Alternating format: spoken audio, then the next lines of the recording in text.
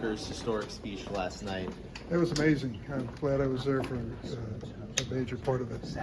I've never seen that kind of reaction from the Senate chamber gallery either. I mean, the place was packed and very vocal in their support. It was an amazing performance, but much more than that. America needed to see that kind of determination to stand up for those values.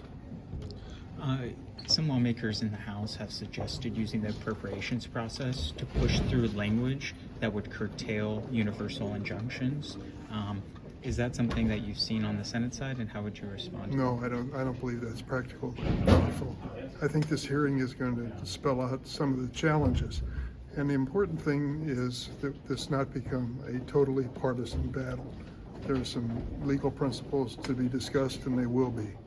But the notion that we would raise this with a Republican president but look the other way when we had a Democratic president is not acceptable.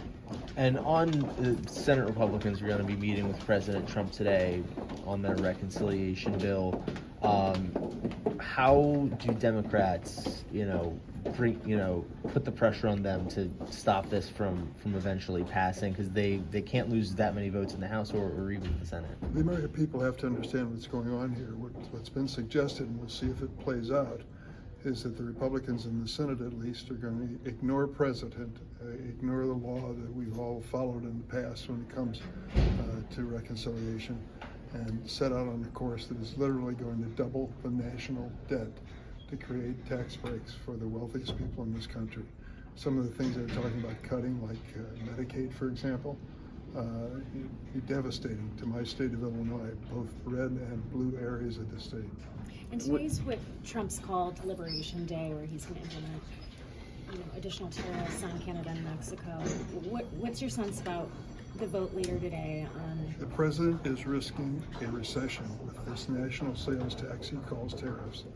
When families across the United States see what this does to the price of goods that they want to buy, for example, a car, which is now beyond their reach because of the tariff, it's going to create an economic force, a negative force in this country, and cost a lot of American jobs.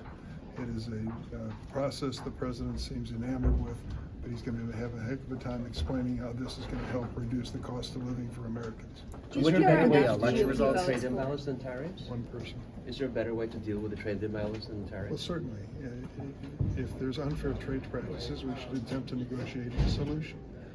In many cases, we can. Sometimes it takes a little patience for that to occur.